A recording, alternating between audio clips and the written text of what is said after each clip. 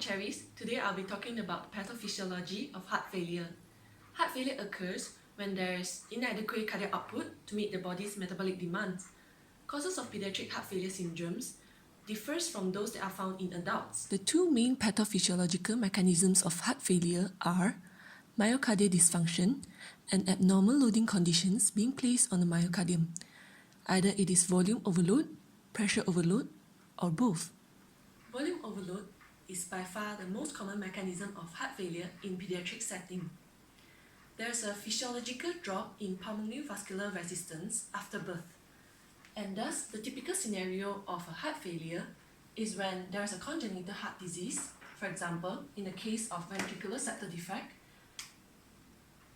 there will be a left to right shunting whereby the blood flows from high pressure to a place of lower pressure.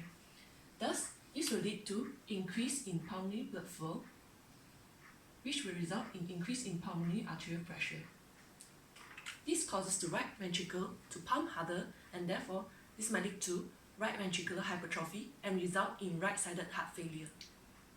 At the same time, left to right shunting will increase the pulmonary blood flow and lead to increase in circulation of the lungs.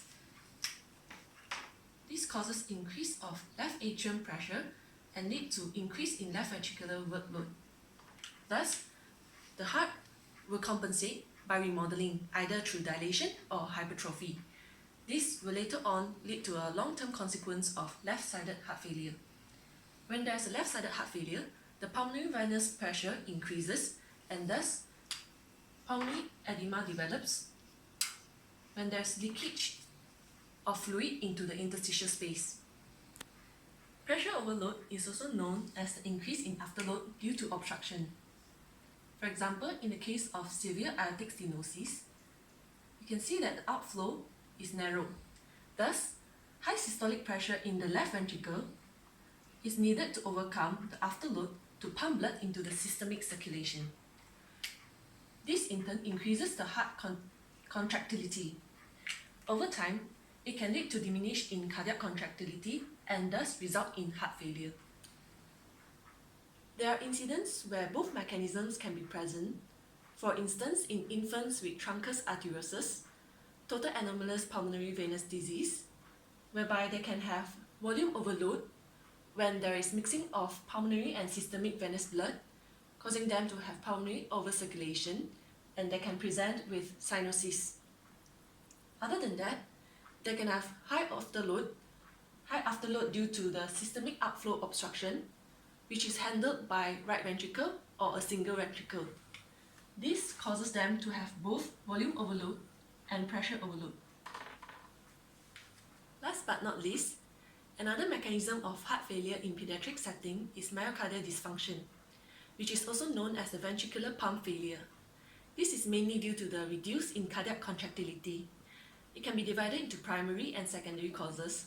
So here we look at the primary cardiomyopathy causes. For example, in the case of dilated cardiomyopathy, the heart chamber is dilated and therefore there is ineffective and reduced contraction of the cardiac muscles.